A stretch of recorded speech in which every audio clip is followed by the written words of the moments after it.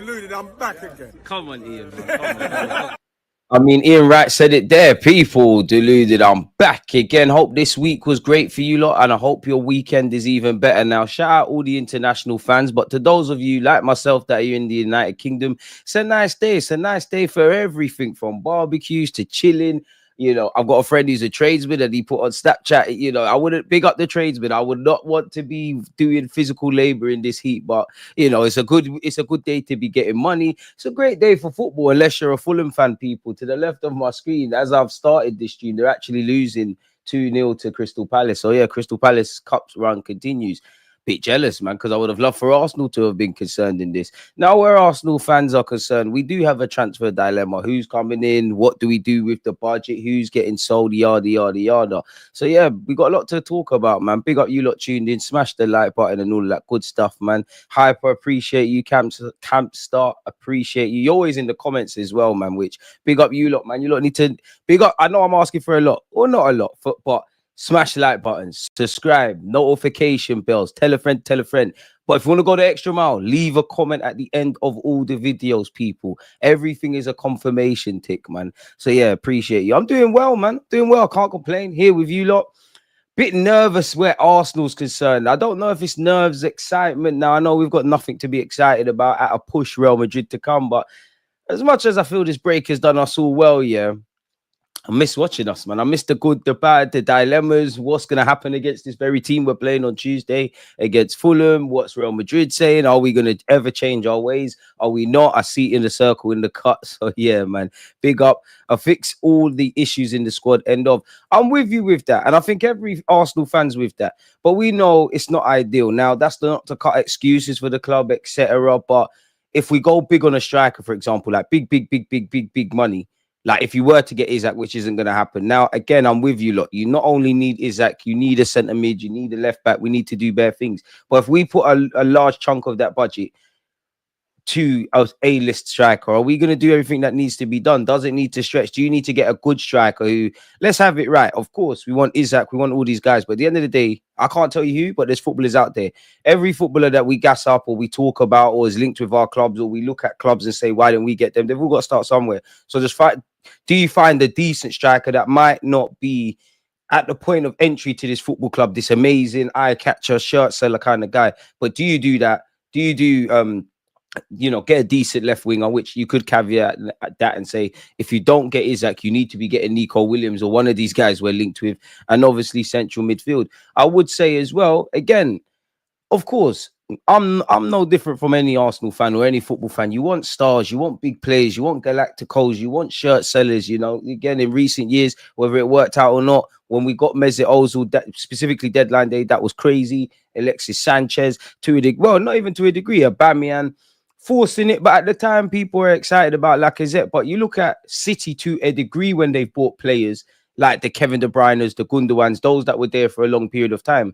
They're obviously talked about as good footballers, but I wouldn't say they were shirt sellers per se. Liverpool definitely not, with the greatest of respect. No one was eye-catching or we're at headline news when they signed Mane or Salah or Firmino or Wijnaldum or Robertson at a push. Well, it's not even at a push, Van Dijk and Alisson. But they already assembled the squad and they're good players. And I don't need to tell you what these guys have done. So for me, whether it's big money additions, whether it's the scouting things, whether it's a mix of the two, need to address all areas. I don't want to hear we got a striker, but we never got a left winger. We got a left winger, but we never got a striker. We got a centre mid and a striker, but the dilemma's out wide is concerned. Because that'll push, if I'm brutally honest, central midfield, left wing, striker is unacceptable if Arsenal do not move in the market. For me personally, and it's just my thought, I think we need a left back. I think it would be quite silly not for us not to buy a left back. I know on paper we got a bunch of left backs, but Kivior's not a long-term solution in that kind of role, and he might even leave in the summer. Tierney's gone to Celtic. I probably would have kept him, let him be that kind of third option in the squad, what I'm alluding to. But Tierney's gone.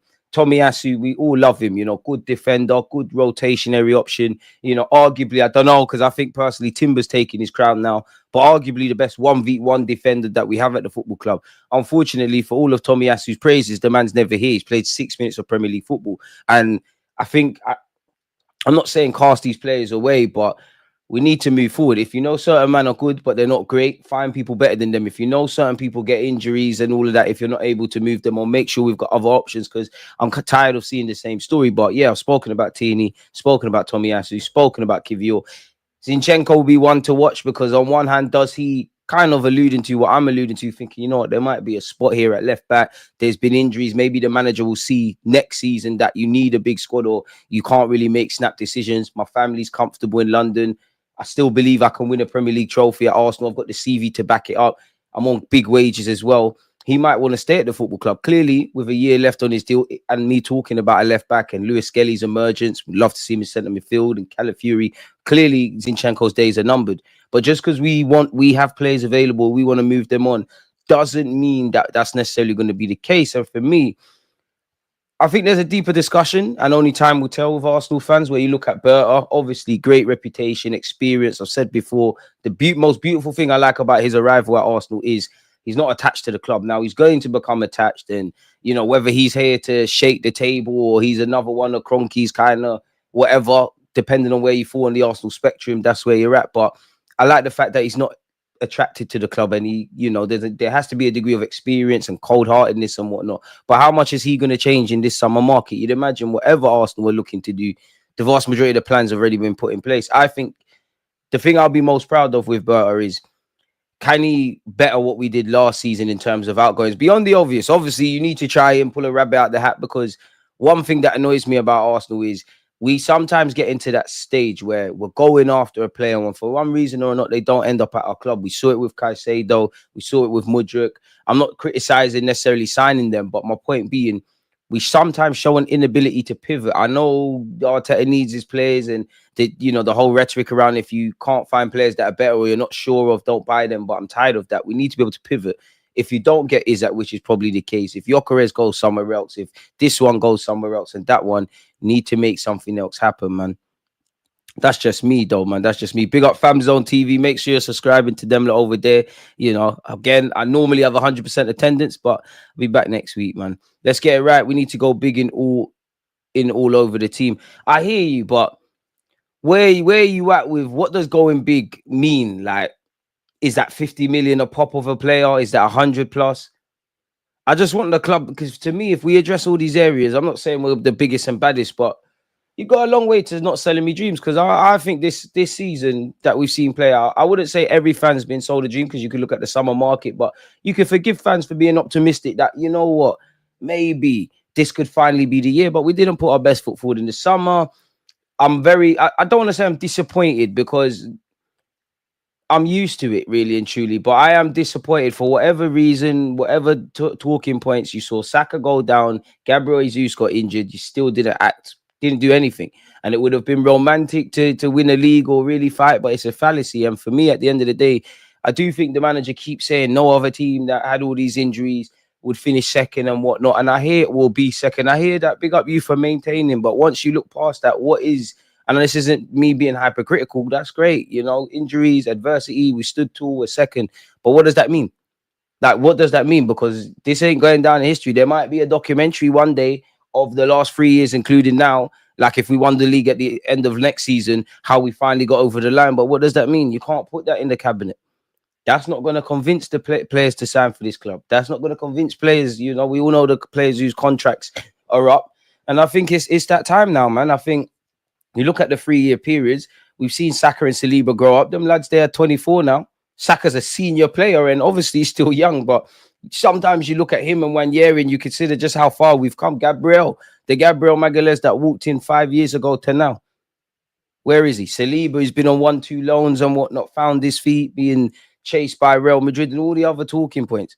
We're at that stage now where it's either you're going to completely rub out or you're going to really kick on to that next level. Now, whether you think we've stagnated or regressed, I'll leave that with you lot. But I do think that.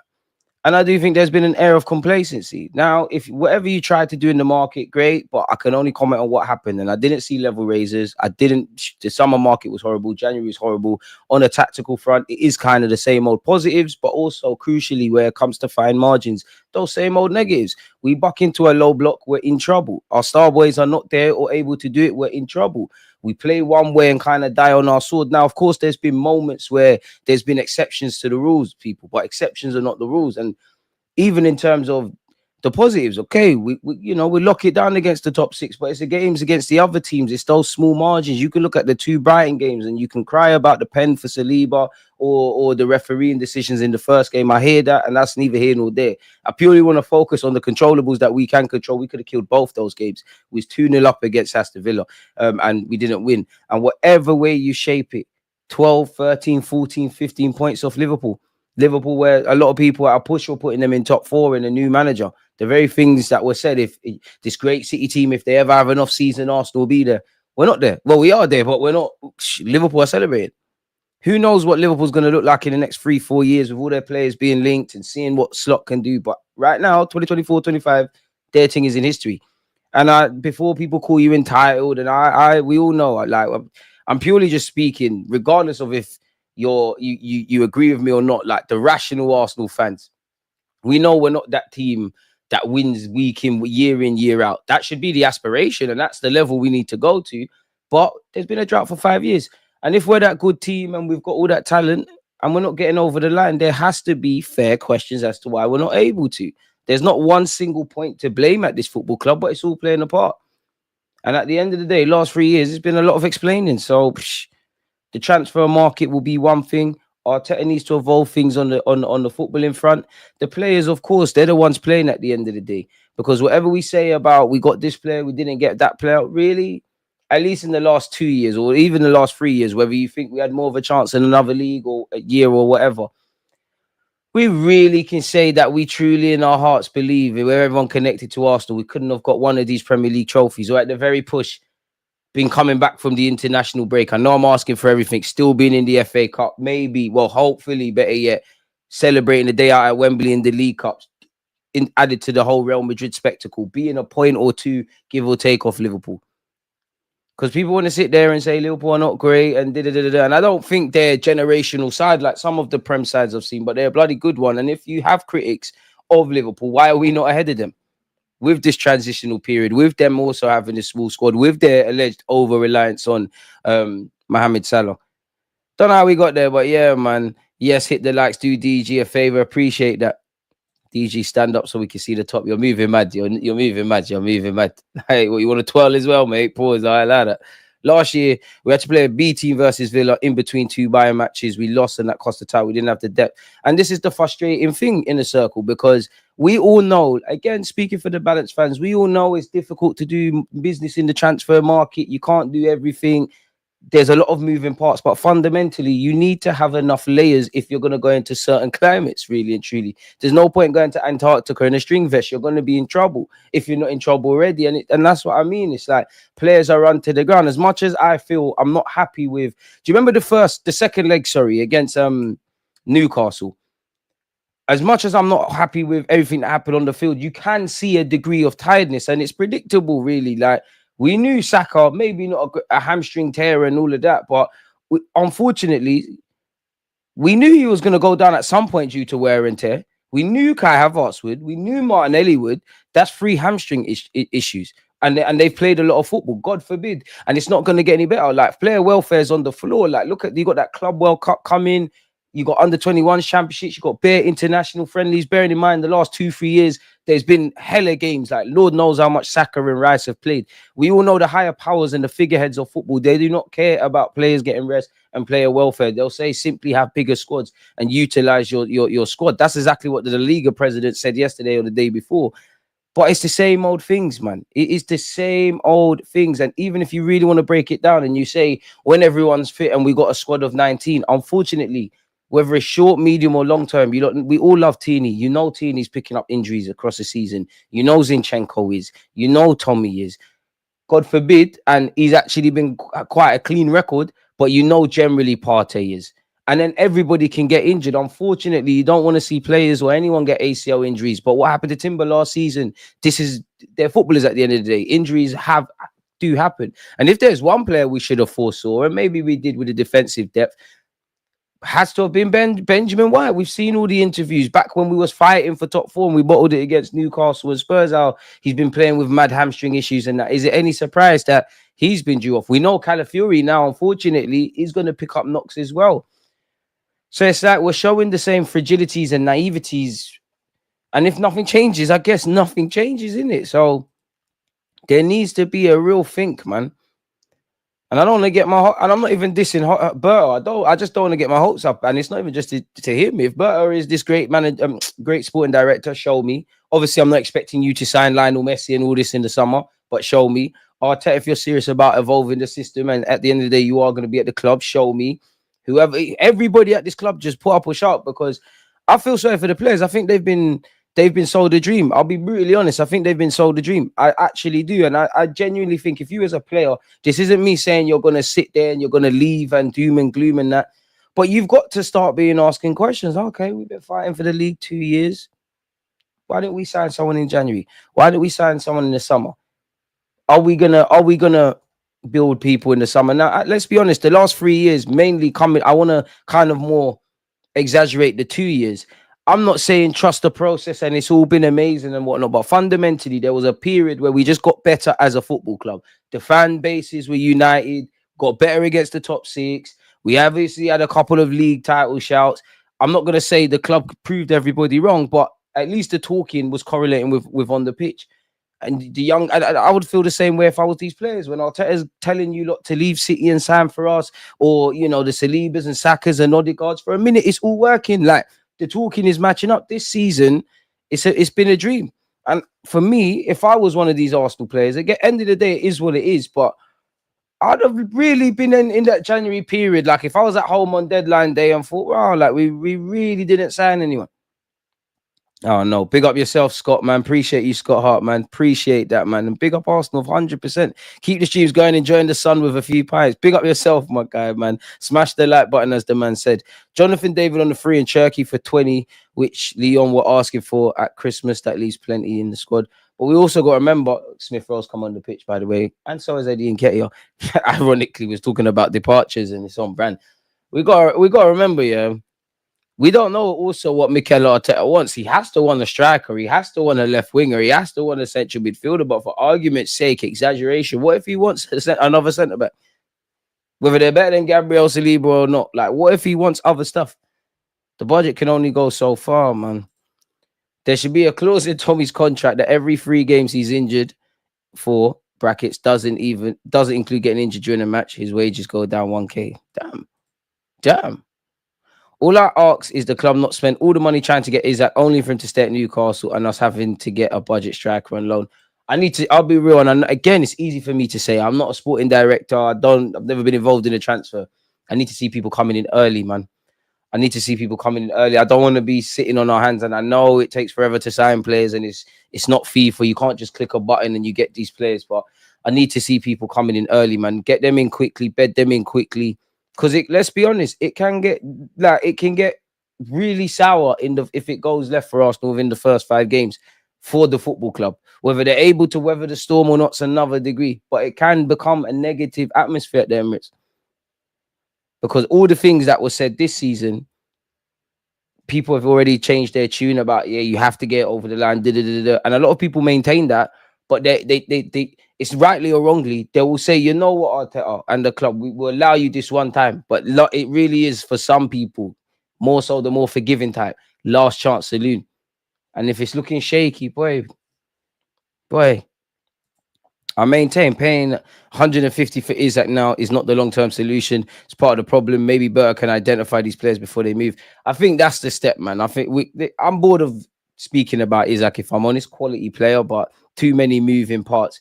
And that's the thing. Me and you and everybody here, we could all sit there and we could talk about players that have all had different routes to where they are now. Like Elise, Eze, you sign the Isaacs and these kind of guys on the scene. You go for established stars.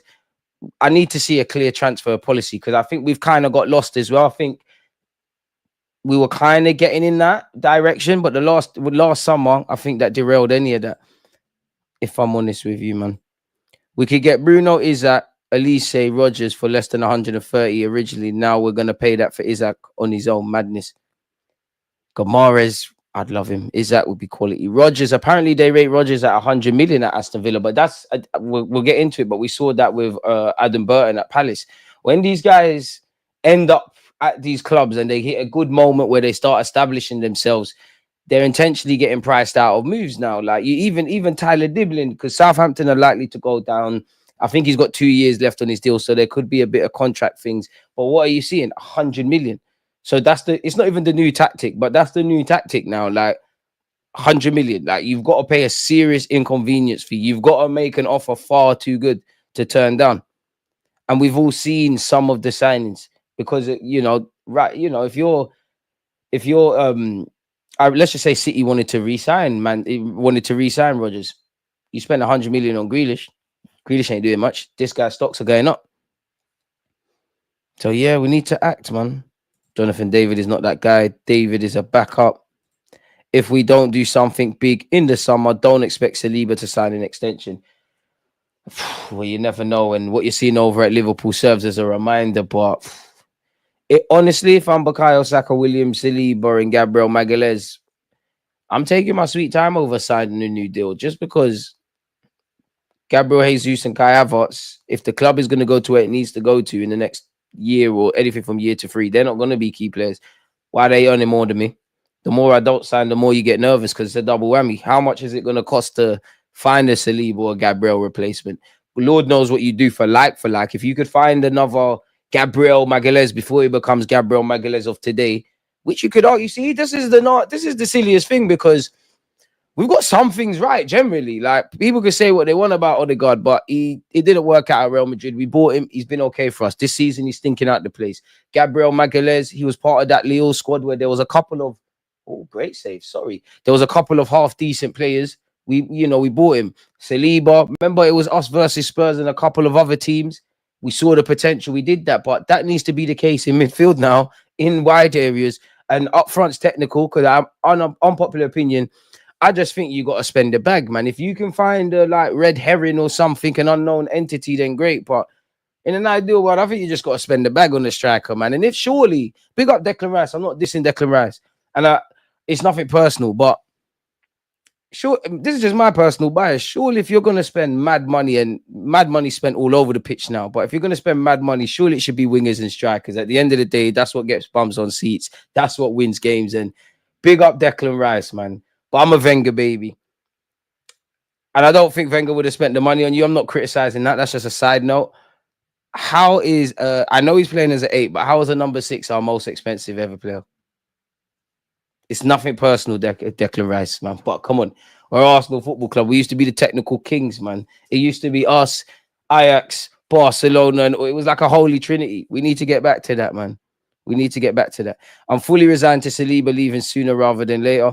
I made peace that he's going to leave a long time ago to Real Madrid one day. Now, what context he leaves in, I don't know, but yeah, you can't really hit me with Saliba's departure breaking my heart anymore. The issue with Arsenal, the people in charge do not learn from past mistakes, and Arteta is a good manager but too naive. 120 to 130 on Isaac versus 120 to 130 on Igatike and Williams. I'd rather get 2 players for that price. We can increase squad depth with appropriate profiles as well. Pardon me, you would rather be running David right now than Marino. True? And even that. There's meant to be a title challenge. And big up Aaron Talks Arsenal, yeah, because I was watching his stream yesterday and he made a good point. Like, if we go back in this 5-year period, and let's just say you didn't want Mikel Arteta, you're very negative about the club, but let's just say you gave the club one last chance. They said, trust the process and all of that buzzwords. You said, okay, cool. I might not trust you necessarily or Arteta, but I'm going to back you. And consider that 5 years up until this summer or this today, yeah, would it not be fair? And I'm not saying I agree with this necessarily. I think it's a very fair comment. Would it not be fair to say you've been sold a dream or that your patience has run thin? And regardless of if sacking this one or doing this is different, you want to see a change. Now, we all know there's nuances behind that, but being devil's advocate, I don't think that is a wrong viewpoint. If I'm honest with you, or if I don't agree with it necessarily, for those that don't, I think it's one that's fair. If I'm honest, big up yourself, team, man. So yeah, man, we got a lot to do. We got a lot to do in the market. We got a lot to do. Karma, appreciate you for becoming a member and also being a moderator. You're not a sporting director yet. I hear it. Players sold the dream, fans sold the dream. We left Highbury to compete with Europe's best, allegedly. How many times have we been to the last stage of the Champions League in the stadium? And it's one thing, going through the whole Arsenal, we know what the real austerity measures were when we just had to sell our best players, pay off the stadium. To go through all of that, to be a lot better, no, I mean, to be moving to another level, arguably, because we were still picking up cups, to be fair.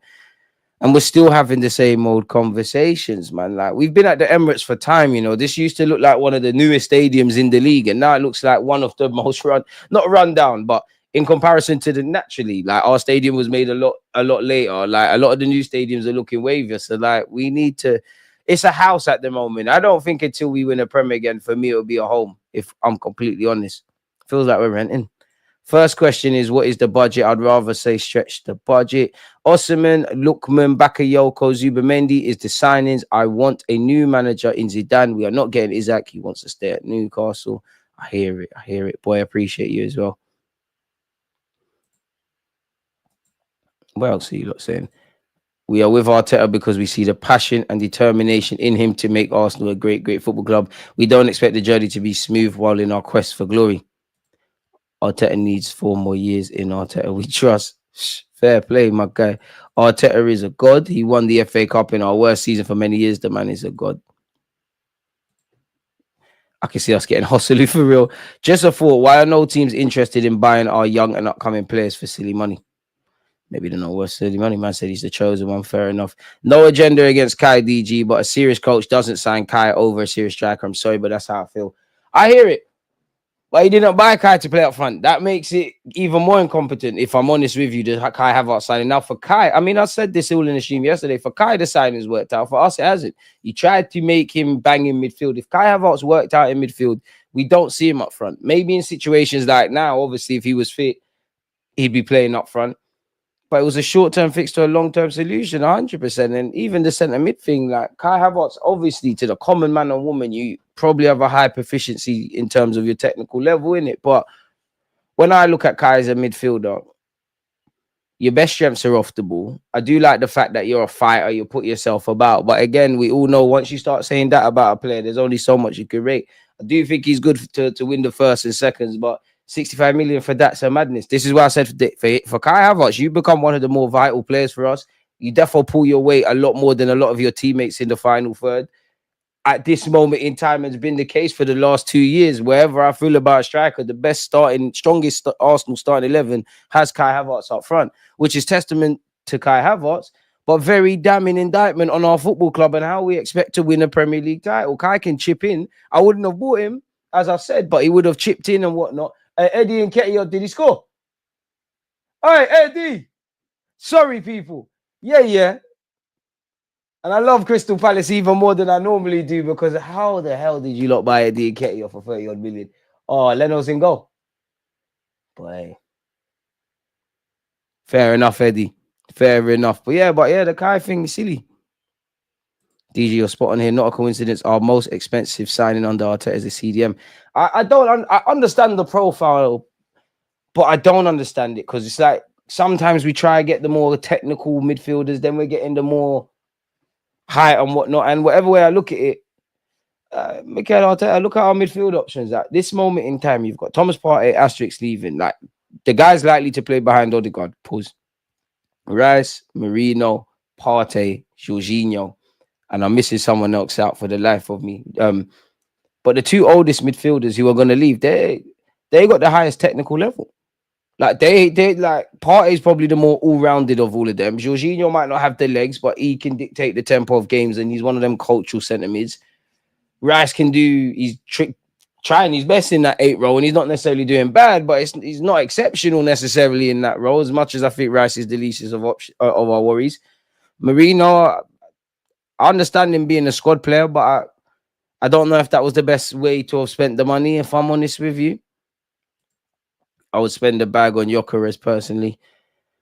Gyökeres would be the next best thing for me, man. I don't think you're getting 40 goals in all comps and all of that kind of stuff in England. I think there's a bit of an exchange rate, but I've seen enough, man. Obviously, I don't know if you're able to do it. You look at a lot of the top goal scorers or people that have been heavy hitters from the Portuguese league playing up front. You know, what have a lot of them, you know, you got Bastos on that list, you got Carlos Vinicius, you got it might not be it, but I think I've seen a variety of goals. I think his general play is good. I think he's an intelligent footballer. He's 26. If they really are willing to let him go for anything from 50 to 50 odd million quid, make it happen, man. But I don't think the club rate Gyökeres like that. I hope I'm wrong and we sign him. But I don't think they rate. I don't know why. I just don't think they rate him like that. Whether we're going to get Isaac or not, the more credible journalists keep saying we like Isaac, keep talking about Sesko, right? They don't really like. No one's really saying Gyökeres. 60 for Gyökeres looks like the smart play. Go big on the striker, definitely. Some of the players we have are way too soft and have a give-up attitude. Prime example is Trossard, Martinelli. I think they're soft, but I don't think they give up. It must be trolling with the 4 more years thing, man. It must be trolling. From a man saying Arteta is a god or any human being is a god, it must be trolling, man. Why should we stretch the budget? We have 400k worth of wages to free up, plus Champions League money, plus league money. No way we should be stretching anything. Bro, Hugo, I don't know why they say comment ain't coming up, Richard, but I can read it. Bro, Hugo Ikitike is a beast. He can play across the front three. Think he'd be perfect for Arsenal. I hear that, but is he worth the 60 odd million quid? Big up yourself, Jordan. Appreciate you. Kai might have worked out at 8 if we had a proper bagsman. How though? Because at best, it would have probably been a Bruno Fernandes thing. Like Kai Havertz running in behind and all of that. Like, Kai Havertz ain't a midfielder where you look at him and you think you're listing off the technical ability, the receiving the ball on the half turn and all that. You're not listing all of that. And for me, if you're not gonna be a midfielder there, like we haven't replaced Granit. I'm not saying that to gas up Granit, but in terms of what Granit was, he was an all-round kind of centre midfielder. Declan Rice can do a bit of it, but he's not as technically proficient and as good on the ball as Granit Xhaka. Kai Havertz, I think you're some way below them. You're good off the ball. You're running behind. You're intelligent. You're a fighter. I can see why managers like you as much as I might not necessarily think you're the best footballer in the world. I can't see why Arteta signed you, but I can see why he signed you. I can see why you got bought by Chelsea. I can see why even when you've gone from being this kind of wonder kid guy to not being that, I can see why you still get called up by Germany. But come on, man. Come on, man. Come on, man. And how much does Kai Havertz's signing indirectly play as a detriment to this football club? Because you got to get the big 3 on new deals. If you did sign Isaac or Nico Williams, big wages, you still have to pay Gabriel Jesus for at least a year because no one ain't buying him. I don't know if we'll rip up his contract. I don't like that from a human point of view with a long-term injury as well. Yes, Tierney's going. Yes, Jorginho's going. Yes, Partey's going. But yeah, man. BS Arteta is now a company man, dare to hit the essential KPIs and deflect criticism from the Cronkies. I mean, if you're getting 15 mil a year, you have to hold that. If Eddie wins a trophy before us, all my days. Looking forward to seeing the fan meltdown when Berta's first signing is a left back. Lovely composure from Eddie. We all miss him, DG. Nah, I don't miss Eddie. I can't big up Eddie, but miss.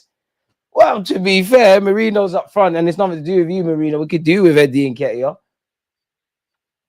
But miss, I don't know, man. He lived the movie at Arsenal. I think he got a lot of hate, and we should have upgraded on that. But at the end of the day, like a man's grown up as an Arsenal fan, scored a hat trick for this football club, wearing the number 14, won an FA Cup. He lived the movie. I bet Crystal Palace wish they could find their receipt though. It's nice for our football club to rob someone now, man. Gyökeres barely troubled Saliba. Isaac ruined Saliba and Gabriel twice. That's true. But we're not getting Isaac, as you said. Martinelli will be playing French League football in 4 years. It's Martinelli, man. You see why I don't defend Martinelli anymore?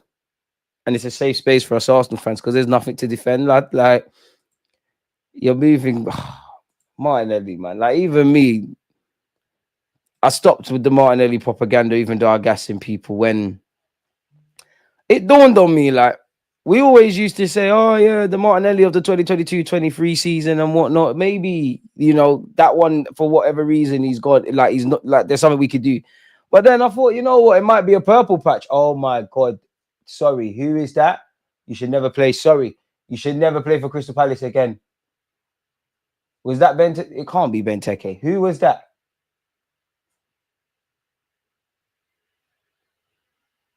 Oh, it was Lerma. He's just, yeah, if you're watching the Fulham Crystal Palace game, it's mad. I'm expecting a left winger, centre forward, attacking mid, and a 60 summer. If we get these players, then we can look at a goalkeeper, Garcia. I hear it. Karma, tell them again, man. 112 people watching, 36 likes. It's not mathing. We could do with bare things. We could do with bare things. We could do with so, but we could. Sanogo walks in our team. We just need a decent player, man.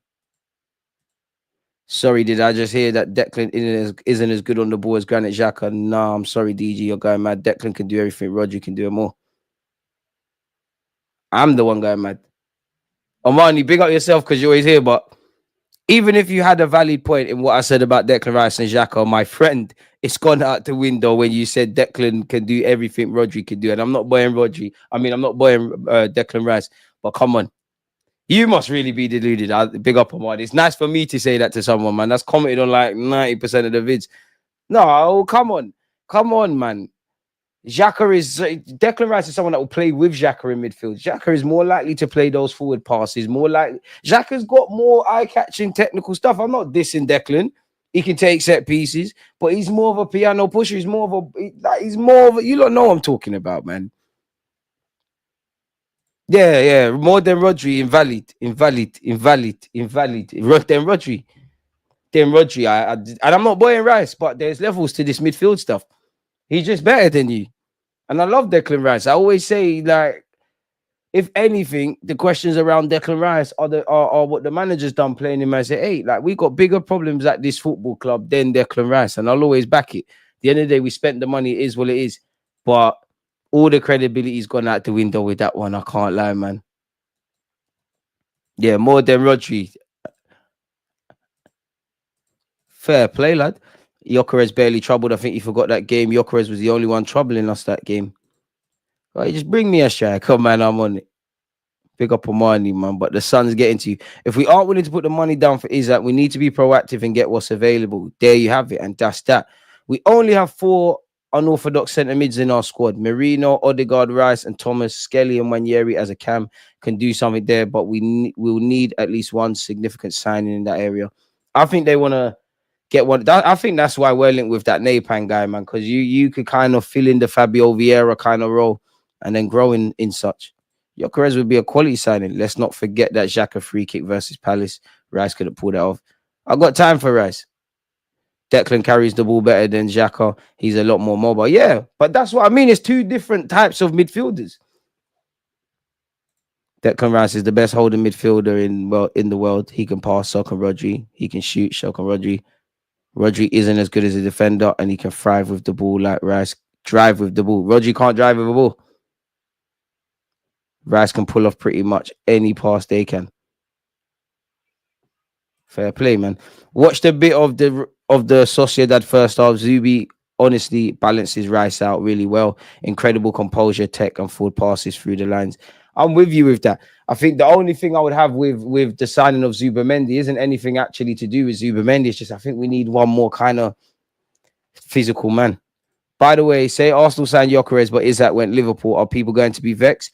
Or everyone don't mind as long as we secure a left winger as well? I mean, naturally, fans will be jealous, and it will be sad for Gyökeres because Gyökeres is, we should be excited about him in his own right, but Isaac is a known entity in the Premier League. But I would say, to be honest, everyone's going to always sign players that other people are envious of. We need to just watch our own pot of rice, man. Like, whatever they got going on at Liverpool is irrelevant.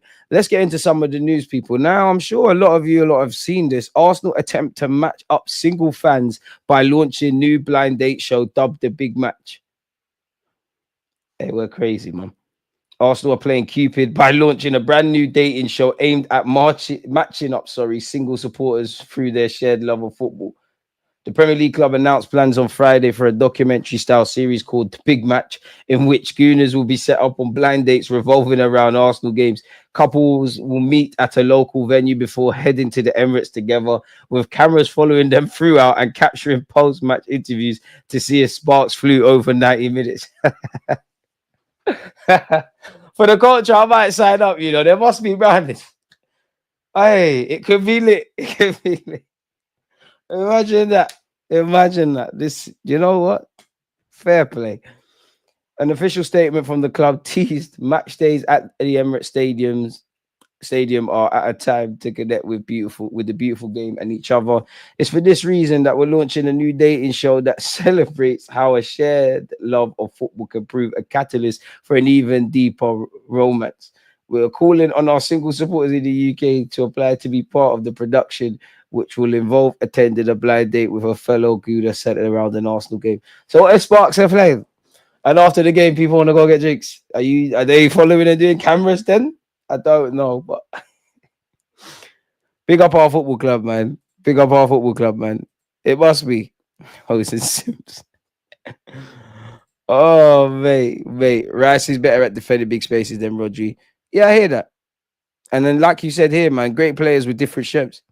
I think it sums up the culture, though, because, like, the culture of both countries, because, like, Rodri is what I'd expect of a Spanish six, and Rice is what I would expect typically of an English six. We got Rice though. It can never. I don't want it to come across like I'm hating on him. People are getting too mad at this. As long as this isn't the focus of the players, managers, who cares? Harmless fun. I hear it, but man, yeah. On Sesko Watch today because I believe in his talent. Make sure you report your findings, man. Box seats. It's got to be box seats because match day. Well, they are match day going fans, but like the normal fans, they like. You think they want to see cameras flying in their face and that? I wonder if they. Do you know what they should do? Big up Frimmy. They should get Frimmy on this. Would you be happy with a window of Sesko, Nico Williams, and Zubamendi? You know what? It's one of promise, innit? I can't say I'd be out of all the three players. If we got them, I'd probably be the most gassed for Zubamendi. It was one man, and it went from Foxy. You missed it, man. You missed it. It was actually started between Granit Xhaka and someone else. Spain went for a player that can pass. England went for a player that could run and tackle. One of these countries won the Euros. That's a weak window. Can't just be Sesko up front. But that's what I mean. For me, it would be. If it was up to me, there'd be a lot more and whatnot. But with what we've kind of on brand with what we've been speaking about, it probably is one, isn't it? It's one of promise, but it's not one that's gonna make me think, oof. I need to see a bit more, man. 2 Arsenal players could leave the Emirates this summer if Arteta finally signs one of his top targets, according to reports in Spain. Well, it says Martinelli is talking about an overhaul. So this ain't really news. We hear this all the time. The likes of Jorginho, Kivio, Zini, who have long been touted for a move, but the Times reports 2 more stars could be on the chopping block. Bearing in mind, Martinelli's form's been on the floor. He's on like 180 grand, and he's also contracted until 2027. So his contract will need to be sorted out. It said both Trossard and Martinelli's futures at Arsenal will be in doubt if Arteta is able to sign a winger. Martinelli for the squad. Trossard will get our money from Dubai. While signing a striker is the priority, with the likes of Isaac, Sesko, Ikitike on their list, the manager would like to bring in a new wide forward to support an attack that has struggled with injuries and scored 16 fewer goals than Liverpool. 16 fewer goals, 15 odd points behind them. Trossard, who has 4 goals in the league, is the likelier of the pair to be moved on, with his contract obviously expiring. Boy, it is what it is. Should Arsenal go all in on Isaac or spread their spending around the squad? That is actually the question we've got in the poll. Smash the like button if you haven't. Arsenal need a new centre forward this summer. Tell me something we don't know. But just how far should they be prepared to go for a perfect number 9? Arsenal and Liverpool are among the clubs casting admiring glances at Alexander Isak ahead of the summer transfer window. Prizing him away from Newcastle would be extremely difficult. We know this. Tell me something I don't know, especially if Eddie Howe's team are able to reach the Champions League.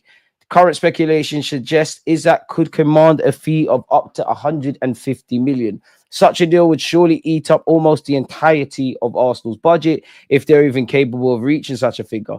It presents an intriguing hypothetical. Is Isak so good that Arsenal should consider going all in on him as the final piece in the jigsaw? Or is that kind of outlay better spent on several players to strengthen multiple areas of the squad? Is it possible for your head to be repeating that Arsenal require a change of profile in 2 or 3 positions, but for your gut to be yelling that Isak could be so transformative, he overrides everything? That's where I'm at, which is a convoluted way of admiring. I'm conflicted. You see, when I can speak like these kind of man, David Ornstein, You know me now. Bring me. But anyways, banter aside. Arsenal have had 2 summers billed as a finishing touches windows. The fact we are still debating a striker shows that despite their alterations in other departments, they have not found it. In the absence of a forward who can score 20 plus goals, logic follows that is simply an elite striker. Arsenal definitely need at least one. Given Gabriel Jesus' ACL injury leaves only Kai in that position. But an upgrade on Martinelli or a player close to Saka's level who can rotate on both wings feels overdue, while parting Jorginho's contract situations make a number 9 feel imperative too. It would be a risk to negate those issues completely, but Isaac can pretty much do it all. He's as good as guaranteed to score plenty of goals, and is a player who can drop in to link play, dribble, running behind, score off both feet and with his head. Okay, we know this. The compound interest of adding a player with such, bro, yeah. Anyways, forget that. We know we need an 8. Kai Havertz, Moreno, and Rice could all share the 8 role, but who's the convincing choice? The most of all of them has been Declan Rice. And even with Declan Rice, I want to see him back as an 8. I think there's a lot of possibilities, but I need to see a serious 6 or a serious 8, if not both. And you could make a case in an ideal world for Arsenal, yeah. And again, ideal world where we could get a lot of positions. I think I would love 2 strikers. That is that kind of figure, and also like a rotationary one. I think I would like an 8. I think I'd like a 6. Dare I say, I think I'd even like a 10. I know Wanyeri's about and whatnot. I actually want a left back. I want 2 goalies. So yeah, man, we know we don't create enough at times. We know the creative burden is on Odegaard. It's compounded with the issues tactically from Arteta. We know we need more output out wide. Hey, big up my guy out the Roche, man. And we all know about Isaac's height. So yeah, this is just a think piece, really. Big up the Athletic, but this is just a think piece, really. What is Ornstein saying about Zubamendi? Any information about Real Madrid's rumored interest in Martin Zubamendi? Without wanting to discredit the reporting of others, Blair, I personally haven't heard this.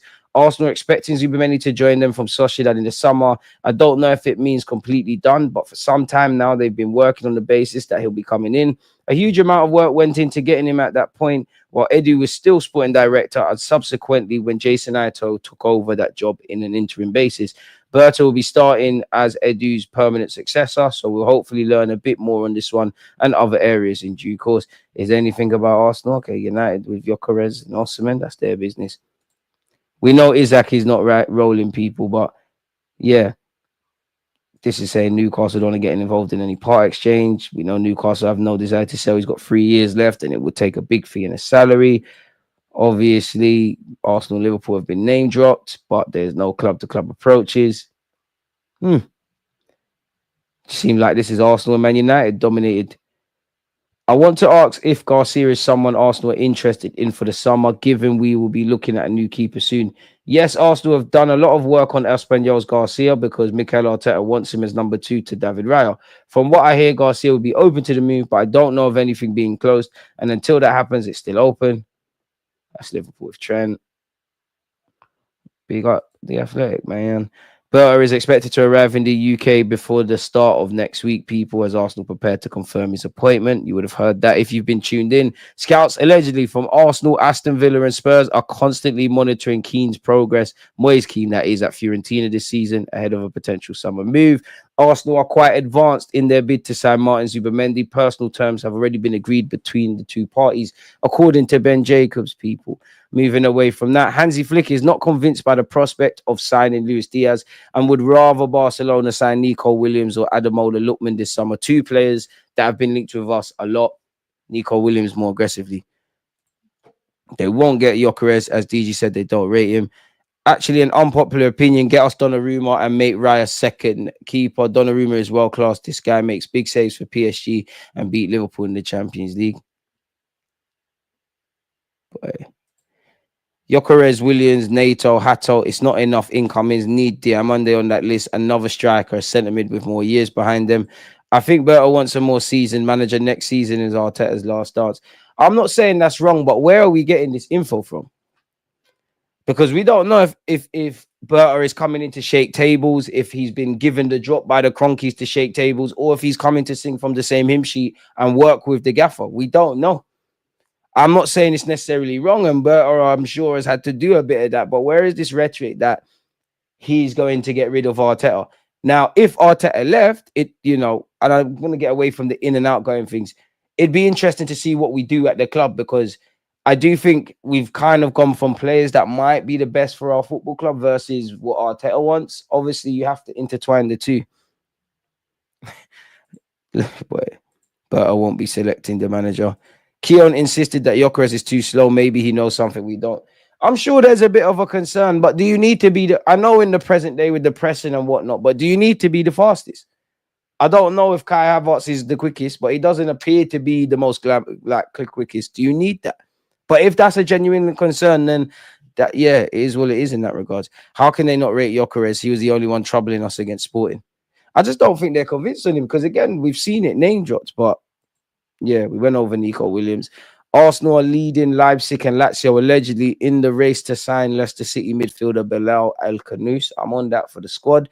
Allegedly, AC Milan and Bayern Munich are both interested in signing Benjamin Sesko, but the RB Leipzig striker favours a move to the Premier League.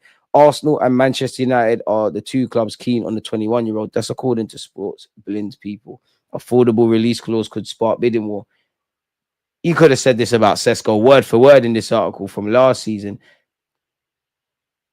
He's been linked with a lot of clubs, people, as we know. He's got 35 goals and 8 assists in 78 appearances across all comps. Now expected to take the next step in his career this summer, Sesko will have no shortage of suitors. Berlin state that alongside the Premier League interest, he's wanted by AC Milan and fellow Bundesliga side Bayern Munich, who see him as a possible long-term heir to Harry Kane's place in the side.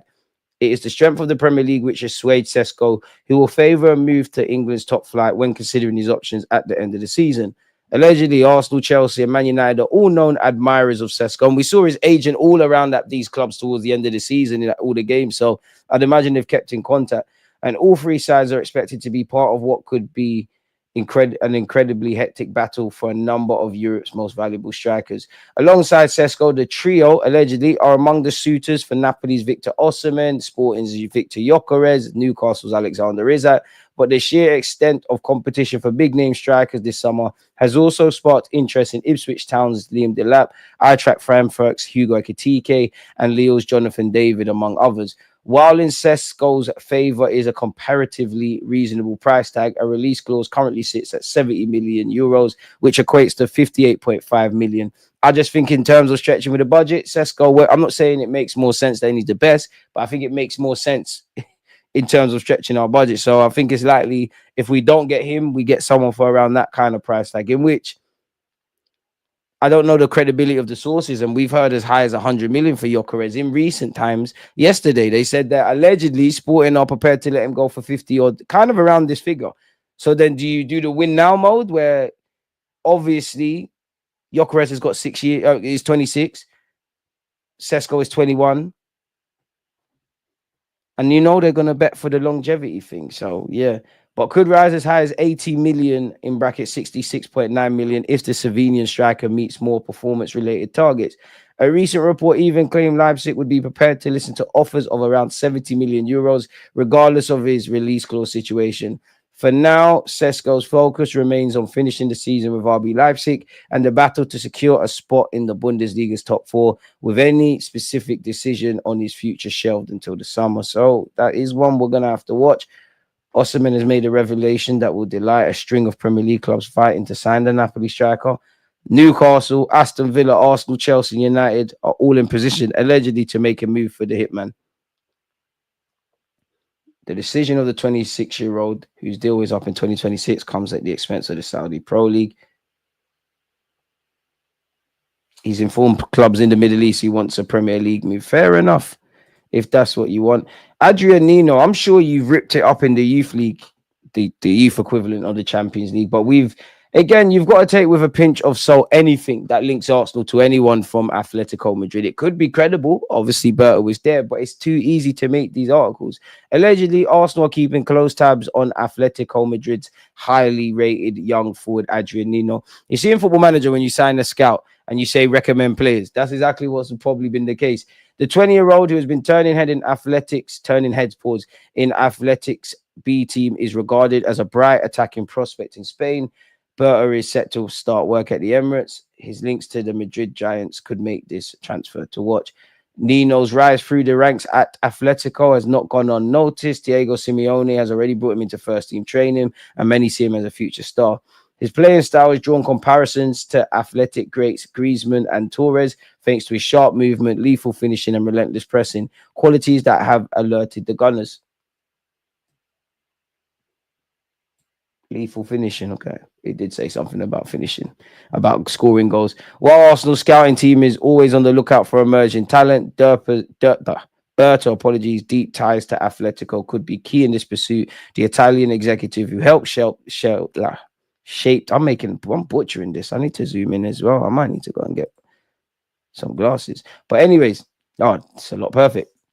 Who helped shape Athletics squad for years, is now tasked with taking Arsenal's recruitment to the next level. They all are.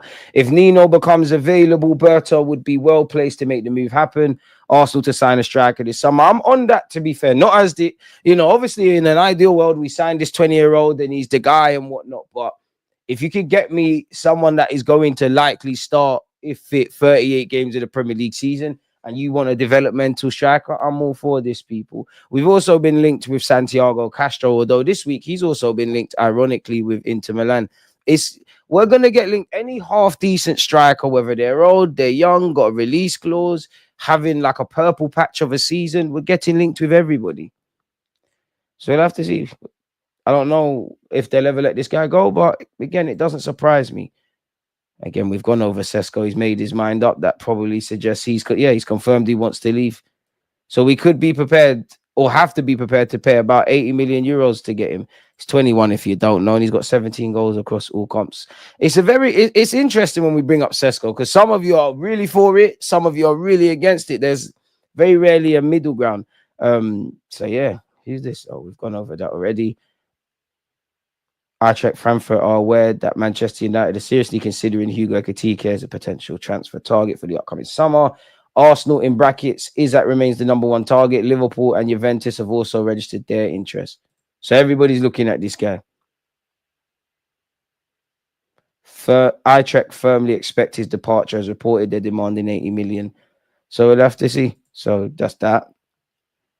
David Ornstein, are you saying anything new? I'd love to have a player who had 23 goals.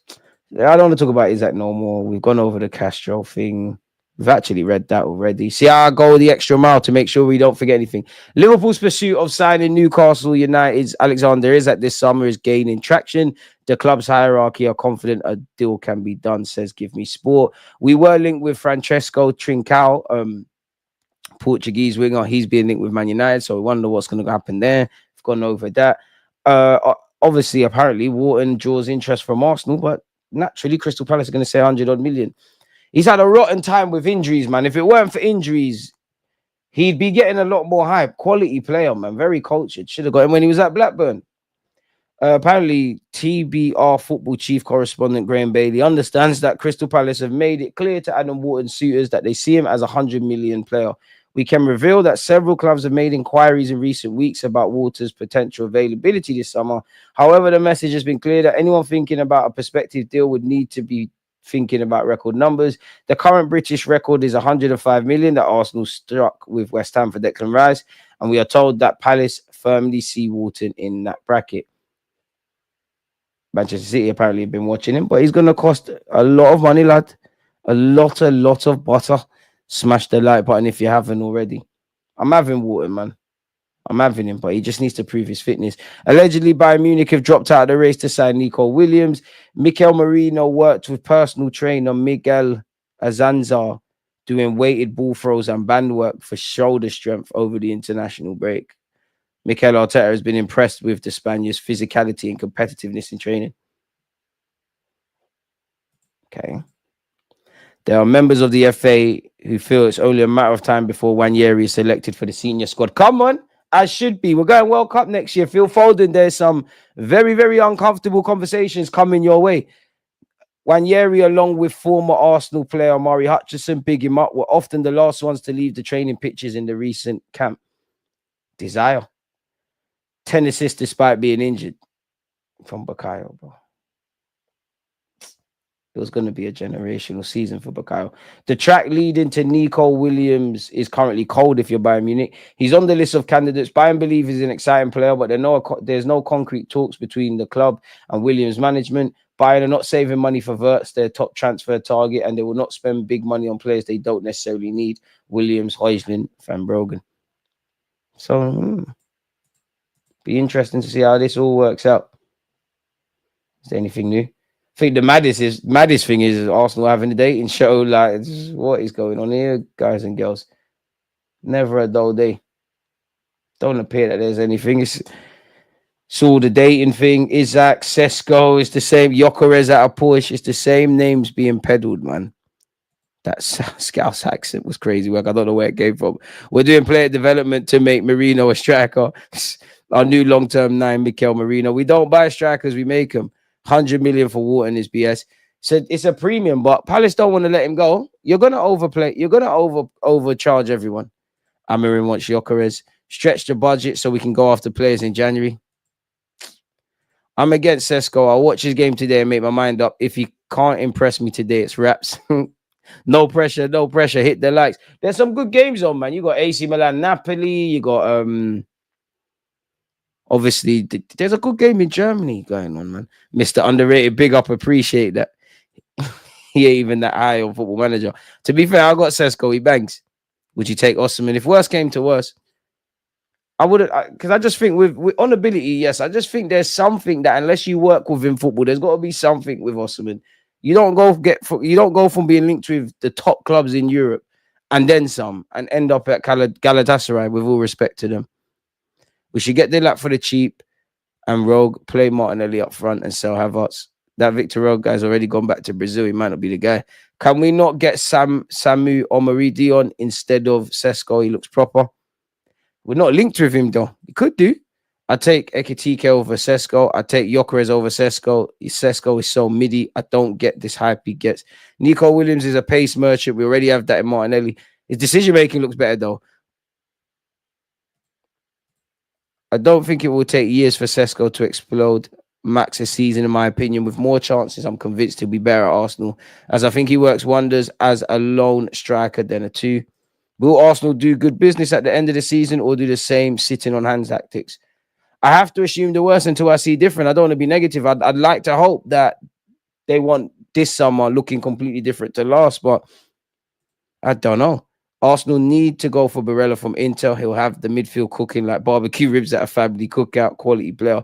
The dream is free. The hustle is sold separately. He's cold, but we know we're not grabbing him, man. Kiel moving like a living meme if he said this about Gyökeres. He's not slow, he's quick enough. Also, we're not a team where the striker has to run 70 yards to go. As long as you just put the ball in the back of the net, I'm comfy, you know. I'm so cool. Chelsea were negotiating with Napoli for Osimhen and had flashbacks, signing Koulibaly and got cold feet. Gladbach, Leipzig, Frankfurt, Stuttgart. Good games today, man. Good games. I watched a bit of Watford. Can't for the life of me remember who they're playing. Don't know what game I'm going to watch. Well, I watched Palace, Fulham. What did I watch yesterday? Sheffield United, Coventry. That was a decent game. Did you see the free kick that the Sheffield United lad scored? Absolute peach of a goal. That was Sheffield United were bopping Coventry. He lost to my check. They're doing all right under Frank Lampard. Big up DG Dane. Appreciate you. Question: we pay the money for Isaac, but we can only get Isaac and another player less than 50.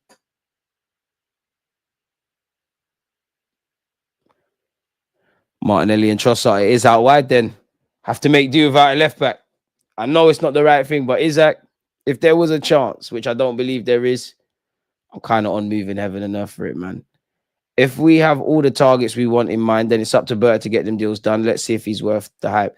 It's true, but like, he's not going to get all the targets all of the time. Like, just because Messi was the best ever, don't mean he won. I know you're not saying this, but every game of his whole life. My thing is, if we've got our targets, as you said, if we can't maneuver and get a next one, if it goes left over there, then we're going to have the same old realities. Rogue is a perfect example of what happens when you join the wrong club. He was never going to get the required game time with Bar. So it's true. And it seems like there was a lot of politics. And unfortunately for him, it seemed like it was if I'm honest, and I don't have any credibility on this, I think Hansi Flick just took one look and like, yeah, I don't rate you. I don't rate Fatty. I'm doing what I need. I'm doing what I need to do. And also, I think it's a thing with Barca, like, raw. We need to, we've had Neymar, we've had Ronaldinho. We used to be the guys for Brazil over here. Now you're seeing Vinicius, Rodrigo, Endrick. We need to try and get our own one. And didn't bang. Yeah, I mean the positions. No, I'm speaking generally, Ash. I'm not saying you. There's no way we can only afford 200 million on transfers with the players we can sell. All this war chest talk and profits only to scrimp and save in the market is criminal. There's a lot of ideal worlds and things that need to happen. Like for me, I'll be looking at outgoings because to a degree, outgoings and what we do in that regard is going to affect what we do in the market. But I mean, if you're an Arsenal fan and you're still falling for the war chest stuff, and it's quite laughable. We know when God forbid if we go out against Real Madrid, we all know what's going to happen. The next day, we need to sign players of X factor. We had indirect conversations in the summer with this world-class player. It's shared internally at Arsenal that they need to get the next market. We see the same things peddled out at the same exact times, man. Like, it's mad. Need Bayern to take Verts instead of City. Sesko playing today, we hope so. Big up yourselves, Andre, man. He's much more than a pace merchant. Even if he was a pace merchant. But if he's a pace merchant and he uses this upstairs, I don't care, because we need that. Pace is a scary thing. Martinelli's been nothing to scream and shout about, but that's one thing that saves him in comparison to Trossard, who obviously has a lot more other strengths than Martinelli. If you're a fullback, you don't want to play against pace. The problem is Martinelli, when he gets in the final third, we're at. You don't want to play against that. Not only that, Martinelli's he's on that hero stuff, chasing down every lost cause. We need someone with pace. Mo Salah's a pace merchant. He's obviously got, and I don't mean that in a disingenuous way. He's obviously got a lot of qualities. He's got pace. Teams are damned if you do, damned if you don't. If you do the high line thing, you're going to get caught in a foot race. And it's you, God, and Salah has to see who's going to win that. Or you're going to give him that respect and your fullbacks are not going to invert as much or pull forward. Or we might line up with your 6 in a different role or 2-6. We need that. We need that. And also, we need Arteta to change things tactically. Because listen, Arteta, you know more about football than me, but I'd love to ask you about this Declan Rice in the 8th thing. And I'd love to ask you in that. I hear it. I am not saying from minute 0 to minute 90, flinging everyone forward, playing very aggressive and high intensity and all of that crap. I understand how we go from David Raya to the final third. And I'm not against moving it left, moving it right, in theory, being patient. But when the pressure cooker needs to rise and the temperature needs to bubble, it doesn't change. And we kind of play the same way. Now, maybe I'm naive, but 2 ways you could go about that is sometimes maybe just changing the fullbacks. Like, cool. Like, stop inverting, hold the width. Let's create overloads out wide. Let's stretch centre halves and fullbacks. And that opens up space for people in the midfield. On the topic of midfield, you've got the cute and clevers, Ethans and Odegaards and others. Like when we was begging Arsene, remember when we used to beg Arsene Wenger not to sign technical players? It's mad. We used to beg for a 6. Now we're begging for some technical players. But you get a couple of those. Like if we had Santi, Wilshere, I don't think he's to these guys' levels, but Ramsey, Ozil, all of these guys. And they're all cute and clever in the pockets. That opens it up because we don't pull the shape out. And if you're a well-coached side and you know deep, mid, blocks, 2 banks of 4, compactness, you're not going to be broken down. At our best, there needs to be one flash of brilliance, one set piece, one little bit of phase of play. It doesn't happen, but the way it continues, you need someone to just smack it in for 30 yards. Naturally, if a team's a goal down, the game kind of opens up. We just need to find different ways of maneuvering, man. And we're not doing that. If nothing changes, unfortunately, nothing changes, man. Davies is P'd at Canada. Yeah, man, it sucks at ACL. Playing for your country. Didn't Pep get the Egyptian-Canadian striker? We should see if we can get a loan offer for him. Who? Egyptian-Canadian? Marmoush from Canada as well? I don't know, man. Bro, I've been following transfer news religiously since 011, 012, and every season we've had a war chase. See what I'm saying? Like, it's laughable. You can't even get mad no more. We know when it's going to come out. It's boring now. And that's why I think I'm stunned, because I'm quite pessimistic on Arsenal signings. I remember not believing I was on holiday when we got Mesut Ozil. And obviously, ironically, I was no, it wouldn't be Spain. Mali is not Spain, it's Greece. I don't know if the newspaper had an insider or whatever, but when you read the newspaper and it's got the transfer column, it said Arsenal were linked. Arsenal want Di Maria, Mesut Ozil, and Benzema. And then it had a line about they're really keen on Ozil. And I'm sure we had a game and Wenger had that little smile on his face and we saw how it panned out. I remember shutting down the newspaper. I said shutting down, closing the newspaper. I'm thinking, yeah, we're never getting Ozil. And then seeing a madness. I didn't think we'd get him. I definitely didn't believe the Alexis Sanchez is one of the happiest signings because them times everybody's watching Barca. And he was someone I watched when he was at Udinese, like a lot of you.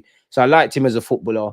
You did always feel he wasn't really getting the limelight. And I knew we got a good player. And even from like when you're out of Messi's shadow, and obviously you're a great player, but you're gonna somewhat be just a regular guy at Barca. Alexis Sanchez is one of the best players to have played for this football club in the Emirates era, like without a doubt, probably in history, really. Everything. But you get where I'm going. I didn't believe that. I didn't believe we get Bamian. Who else? There's someone else. Didn't believe we get Declan Rice, actually. So maybe we're changing. Is Rice going to play left back? God forbid. They'll call it gunning for love or such nonsense. To be fair, you might be in the wrong occupation, or you might have to find another job as a copywriter, because gunning for love, I don't think that's the worst name. You give Trossard Martinelli's pace. It's a double-edged sword, man, because you wish you could combine the two players. You wish you could give Martinelli Trossard's quote-unquote decision-making. You wish you could give Trossard Martinelli's pace. For me, it's squad player stuff now. Like, you've both had your chances. It's not happening. If your fortunes change, we can have different discussions. Trossard, you're probably going to leave. I'm not against selling Martinelli. Realistically, it's not wise to sell both of them. Trossard's contract makes it something else. Slap him on the bench. You will get games, but upgrade on that. That's just how I see it, man. We cut our cloth well this year. So much money should be there, but 300 million spent in one window doesn't sound like it. Don't sound like us. It don't sound like us. This time we really need the so-called summer war chest, because next season will be tough. City, Chelsea, United, Liverpool all spend on their squads, not to forget everyone else. We do hear that every year, though. I mean, everyone's going to try and improve, but I agree with you what you're saying in that, bro. I think there's been too much complacency, and you couldn't afford to have complacency then. You damn well can't afford to be complacent now. If I could ask Arteta one question, I'd be, why don't he like techie midfielders? I can't be seeing Rice in the 8 much longer. We can do the passing thing and mix it up with some directness, in my opinion, but I'm just a mod on YouTube. So, yeah, Nathan, you articulated exactly what I want to say. If Madrid wants Martinelli, we need a swap. I'm trying to look. There must be a new Martinelli. That must be a new Martinelli. I could never be. I love Martinelli to bits, but it could never be our one. Martin Kelly, like that slander name is brilliant. Even when I'm seeing Jed Spence laugh, big up Jed Spence as much as I can. Spud laugh at Martinelli, and he's pocketed him for Nottingham Forest. Martinelli, Trent's gone next season as well, so it's even darker. You need to get your act together. Ozil was the last time I was genuinely crazy excited when Arsenal bought a player. Yeah, because I was like, wow, we can get Gyökeres for around 65 to 75. Apparently, this summer value has dropped. If that's the case, he's as good as Isaac, and we'll get him for less, which means we have enough for other areas in the squad. Udinese, the Times, Serie A had a bag of ballers. DG really showed his upside. They were targeting him in the summer of the 23 window. I think it died down when his production dipped. Yeah, Marmoush could have represented Canada. His parents lived in Canada for 6 years before moving to Cairo. Big up Omar Marmoush. I never knew that. Shout out yourself, Marmoush. You learn something every day. I never knew that. I thought they signed like a random youngster. His parents must have been rich. Besides his Egyptian citizenship, Marmoush holds Canadian citizenship for his Egyptian Canadian parents who lived in Canada for 6 years before resettling in Cairo. Fair play. Canada, you should have poached him before Egypt. Easier said than done. Martinelli gave my man a career. Smash the like button before Karma gets her claws out. Get the video to 100 likes. It's achievable. Will buying too much players this summer ruin the team's chemistry? That's a valid point and a valid thing. But then you could argue there needs to probably be those growing pains. And to our starting lineup, you could only really say 3, definitely. But then you could argue the way we've been set up in the last few years, it's never been more seamless for players to fit in. Naturally, there's going to need to be adaptations. And there is a reality where we spend the war chest and don't do much. Can we get to 100 likes? Karma, keep telling them, pick up yourself. Saliba is also getting targeted by Real Madrid. Gonna have to pay him the bucks, man. Gunning for Love is elite. Not gonna lie, bro. That's a name. Like, I might make my own game show or something and call it that. I can't lie. That is a very good. Slightly, I think he now in hindsight, I think he knew he had a good idea. He weren't confident, so he tried to kind of make a joke about it. I hear it. I hear it. Must be like rappers when they're not sure if they can rap, they just start rapping and they're waiting for their friends to say, who is that? What is your Mount Rushmore? I think you mean Mount Rushmore for Arsenal in the Emirates era. Mine is Cesc, Ronaldo, Cesc, Robin van Persie, Alexis Sanchez, and Saka. Saka already. Robin van Persie. Got to blow up that Mount Rushmore of yours, mate. You know what, Saka, you're a GOAT, man, already. No matter, even if you win something, you're one for the culture at this football club. What you've done, like, we know what Saka's done. Saka's definitely on the Mount Rushmore of Emirates era. Like, he's already in Arsenal history now. Don't get it twisted. You're not in no, you're not ahead of certain man. But you're up there, man. You're up there. I feel you're in the same room as the Ian Wrights, RIP Rocastle. You get me? Them cult heroes. And we've all seen the tweet about you deserve more Arsenal fans, and you followed through. And Saka, you need to be the first in line when we pick up a trophy one day, because you was doing it for us when you was the left back. We put you through hell. We've mashed up your hamstring, and we finally got a star boy. Like, yeah, he's there, man. He's there, man. Mount Rushmore, Emirates era, Mount Rushmore. That's a good question. It shouldn't be. Well, it shouldn't be, as in I should be able to answer that immediately. Mount Rushmore, Emirates era. I could cheat and say Henry technically he's played at the stadium, but I don't want to be silly. Says Fabregas, 100%. I can't lie. I think Gabriel Magalhaes now, recency bias included. I think Gabriel Magalhaes, I think between you and Saliba, you could say you are the best centre-backs to have played in the stadium for Arsenal Football Club. You know what? That's very difficult. Saka, says Fabregas. Saka, says Fabregas. Santi Cazorla. Alexis Sanchez, Mesut Ozil. You always forget someone, though, man. You always forget someone. I just feel Mesut's got to be there, say what you want. Like, sometimes, yeah, he could have done more, and there's all isms and schisms, yeah. But sometimes I think you need to look at what a footballer is when you cut the crap. Like, what are they able to do on the ball? What's their level of intelligence? And what is them? Because football, every player is different, in it. What are you? And Mesut was exceptional. Like, say what you want about the guy. Exceptional footballer. Alexis Sanchez, also exceptional footballer. Santi, exceptional. Exceptional. Saka, you're there. But then you're doing players dirty, innit? Like, I feel wrong for not putting a Aubameyang there. I didn't say Jack Wilshere's name for you didn't do much, but you got the streets. Saliba and Magalhaes, I think they've got claims. I mean, Aaron Ramsey, I'm doing you dirty as well. I'm really and truly, I'm doing you very dirty. I'm doing you very dirty, Aaron Ramsey. But it's Mount Rushmore, so it's like GOAT stuff. It's difficult, man. And then you got Cesc, Nasri, you had ballers, but Mount Rushmore. Yeah, I think you lot would be, man. But what's you lots, man? What you man on about? Mount Rushmore of Emirates era. Who's played the most games at the Emirates? Walcott, I think so. Walcott, big up yourself, Walcott. Hail up. But you're not in my Mount Rushmore. You're going crazy, man. Yes, DG, nice Arsenal kit. What season was it and what was the achievement? What you man on about? Confused. Why not mention the snake Van Persie? Van Persie.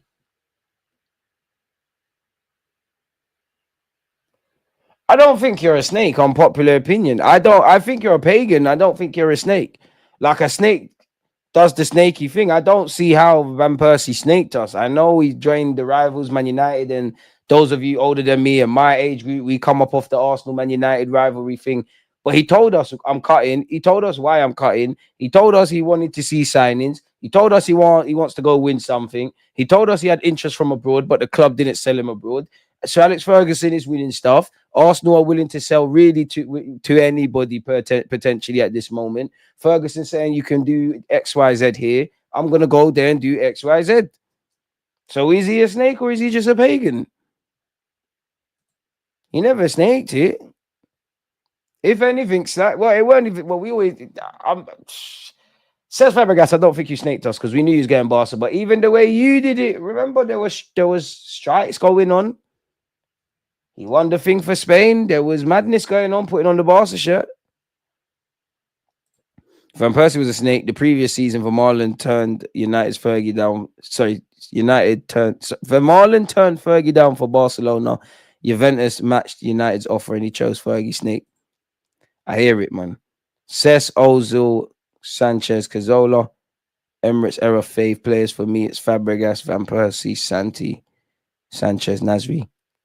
Fave players. If you're saying fave, Arshavin, I have to give him his hair lops. Arshavin was a naughty player for us. Giroud deserves a shout. I think with him, I do think people look at the glass, the like people look at him at Arsenal with rose tints, like they make out that it was him. But that was another problem. We took again, we still got the same old issues. Giroud's a good facilitator. When he won things at Chelsea, he was a difference maker, but he weren't the difference maker. He facilitated link-up play, scores vital goals. He did that for Arsenal as well. Giroud is very different when you look at him trying to score 20 league goals for your football club. That was the issue, and I don't think what helped him is Wenger said when we signed Giroud, he's going to play with Van Persie, and then admitted that, yeah, he's the replacement. Giroud, I've got time for Giroud, though, man. If he hasn't sold his rights to his documentary, like from almost not being a footballer, like he's come through so much adversity, and I'd say his strongest quality is he always reacts very well to adversity, man, and he's got a lot of. He's a real good footballer, man. Like, I really do like him. I know it's a sub-story thing, but I really do like him. Like, I think players like him sum up Arsene Wenger because you look at it, even Koscielny, you look at what they were to what they became. You know, I swear he won Puskas Award, won stuff with Chelsea, Arsenal, didn't score a goal for France, but won the World Cup. Big up Giroud hail up. Haleb hail up as well. But Giroud just shouldn't have been the main guy. And this is where I agree with Chet next door in that Giroud was not it. Highlights reel, don't tell the whole story. Very good player and always did his best. We played Sinogo against Bayern. We are a mad club. I'll tell you one, but I'll go one better than that.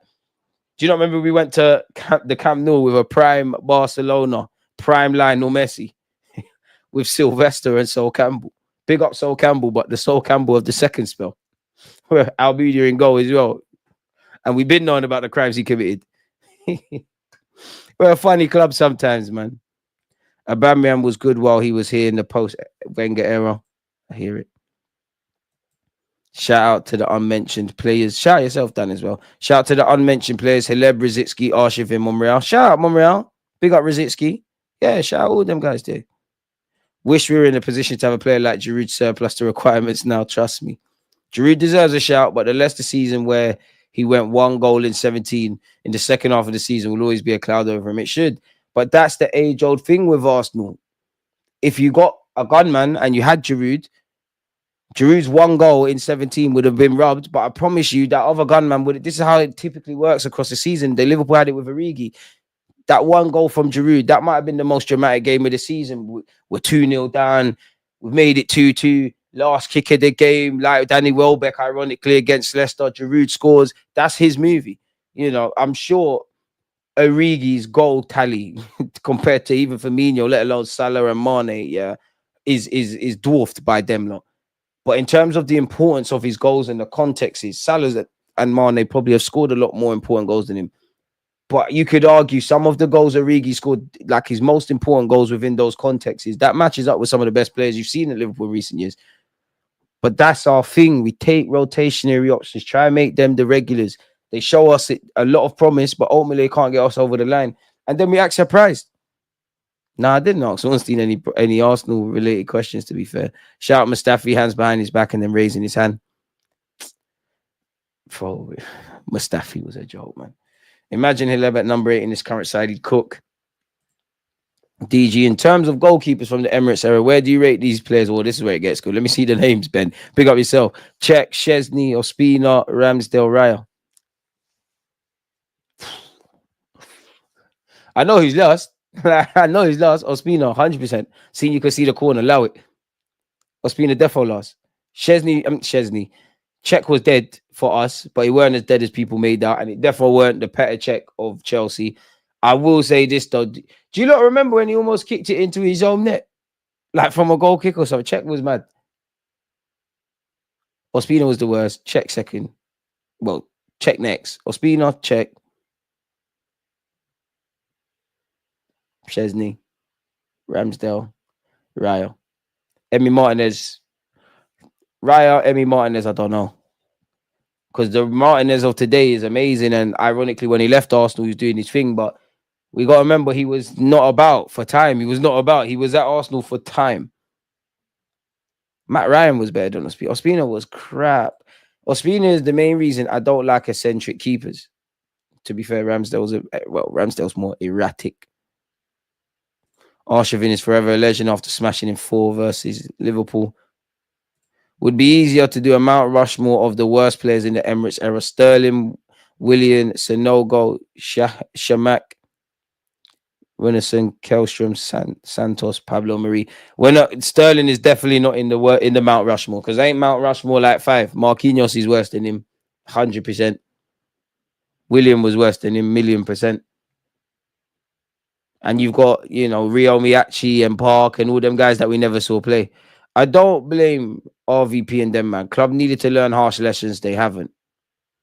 There you have it. I can't get mad. Cess might get the Milan job. It's got a sweet gig at Como, though. They're buying big players. Ain't he co-owner of the club and whatnot? Another question. Over Mars or Bobby Perez? Perez is my generation, man. So Perez still. Surely winning, and he was my guy. Surely winning a trophy would make more happy relationships than this dating show. Probably make more babies. Saka, surely he's there. Ozil, Cess, Sanchez. Intriguing. Cess, Alexis, Aubameyang. Ishmael, scroll back, man. I offered my thoughts, but yeah, the dating show is on brand with us. We need a lot of players to come in regardless. Arteta is too cautious. We already had 2 CDMs in Partey and Rice. Then he brings in Marino. Boring. This is why we need to sack Arteta and bring in Ancelotti. Udinese were always great recruiting South Americans. Other teams caught up with them now. And that's the thing. Go 150M Isaac or another 1 or 2 strikers, which is best. I think we need a striker and a winger. So if we even if it's as high as Isaac, or if we, for some reason, mess up Nico Williams' deal and only get Sesko, it'd be a failure. You need a striker and a winger. So anything that relies on them 2 options, I think, is the best one. So, yeah, man. It's interesting. DG, why does Haaland keep producing these left-backs? Samson, Cole, Traore, Kalishi, Gibbs, now MLS. That's just what we that's just what we do. That's just what we do. Couple of them are accidental fullbacks per se. Like Lewis Skelly's found the way there. Gibbs found the way there. Cole found the way there. Traore was crap. I'll never forget when he tried to barge Jogba. He's like running into a brick wall, a metal wall. Ospina is an absolute god in Colombia. They were talking about building him a statue. Big him up for that. Big up the Colombians. Everyone's allowed their opinions. But for me, my football club, you were shit. And I was being gaslighted into believing that you was good. And that already that was one of the starts of this Emirates era cringy shouts as well. Oh, Speedo! Fucking wankers. Comparing Big Raheem Sterling to Marquinhos is shameless, fan. Brother, Sterling's Jamaican. I can't let him go out that. None of you remember Richard Wright. He was worse than Riddison. Nah, he weren't. No one was worse than Riddison. Riddison was crap, bro. We're not going as far back as Almunia, I see. Raya, Chesney, Czech, Ramsdale, Ospina. Everything has to be Ospina lost. Raya and Matt Ryan are the best keepers in the Emirates era. Ospina was proper crap. Don't talk about such dark times. And again, conceding corner, they were dark times, man. And I don't know why, but Ospina just reminds me of Callum Chambers. And Callum Chambers just reminds me of Swansea. And Swansea just reminds me of Montero. Getting ripped at 3 p.m, watching my team in Wales. It's raining, it's misty, it's on a dodgy stream as well. Getting absolutely flamed. Arteta, if you left tomorrow, the one thing I'd like to shake your hand about, is you patterned up our defense and you stopped us getting bullied, man, because we used to get absolutely bullied. And look at the centre backs. Some of you Arsenal fans should never ever praise Gabriel Magalhaes. I'll never forget some of you said he was better. Pablo Mari was better than him. And our best centre-half partnership was Rob Holding and Pablo Mari. As a club, we've come a long way. We ain't got nowhere to... We still got to get back to the glory days. But, bro, there's been some crap players for our team. Like, even Koscielny. Koscielny was crap for time as well. And then he became good. And he was overrated as well. Always by me. I'll always slander him because of how he exited this club. We've had some rubbish players, man. Like, we've actually bought more garbage during the Emirates era than actually more good players. Crazy. Do you think we can beat Madrid over 2 legs? By God's grace, man. You know I can't pronounce his name, Riley, but the German, you don't really know too much about him, man. He looks good technically. That's all I can really offer. Ospina wasn't as bad as Almunia, DG, but the bar is low. I ain't got time for... I'd rather Ospina, but I ain't got time for both of them. They were both rubbish. They're both rubbish. I mean, like... I get it. That is, and the one goal that I think... The one thing I think I'm being harsh on Almunia is, yeah... Remember when Cristiano Ronaldo scored from like 40 yards against us, the free kick? Now, maybe on one hand, that's Ronaldo making history, generational stuff, but fam, come on, bro. Everything he done was just right. There's nothing Ospina did that was good. And even England were in the trenches. There used to be talk about Almunia getting an England call-up. Almunia was far worse. How England persisted with him. Saliba is levels above Koscielny. Bro, bare men are better than Koscielny. Like, if we're being 100% honest, maybe recency bias. Gabriel Magalhaes better than you. Saliba better than you. I reckon Benton. Let's retract that. Timber centre back be better than you. Tomiyasu be better than you. Calafiori, when he gets that run centre half, be better than you. Magalhaes is better than you. I'm definitely missing someone else out. For slander purposes, Tomiyasu, if I haven't said that. For slander purposes, Kivio. No, I'm playing with the Kivio thing. Culturally, Wenger did not value defending. Post 08, Wenger really lost his touch. Got to thank George Graham for that inherited back line. Oh, Armenia is a criminal, bro. Banging more than your boy Sesko. Who? Like, man. Koscielny, most overrated Arsenal player. He came a long way, and I'm being a bit sour, but Ospina's a default player for Colombia. Go away, hey, I'm even mad. Ochoa, Ospina is like Mexican keeper. Ochoa, not great for clubs, but steps up for the national team. There's always those weird players. Like, what's that Moroccan lad, man? Balled out in the in the World Cup in midfield. I think he went Marseille. Ain't really seen him since. But next time I watch Morocco on TV, I'm sure I'll see him. Why was Matt Ryan not signed permanently? Looked a proper number 2. Honestly, I don't know. Kane is bagged. Ancelotti this season has just been eyebrow raised aura and the power of friendship, according to Will from Football Carnage. But I thought checking his first season was very good for us. Lewis Skelly's not a left back. He's just being used there like Saka was at 18. He's a midfielder. But dark times, man. You lot are making me reminisce about the old days. Yo, Arteta better win the champs or leave and bring Ancelotti or Inzaghi. Question: without injury, what would Eduardo have achieved? What would Eduardo have achieved with Arsenal? Was watching that 08 side. He probably would have been sold like the other big bad players, innit? If I'm honest with you.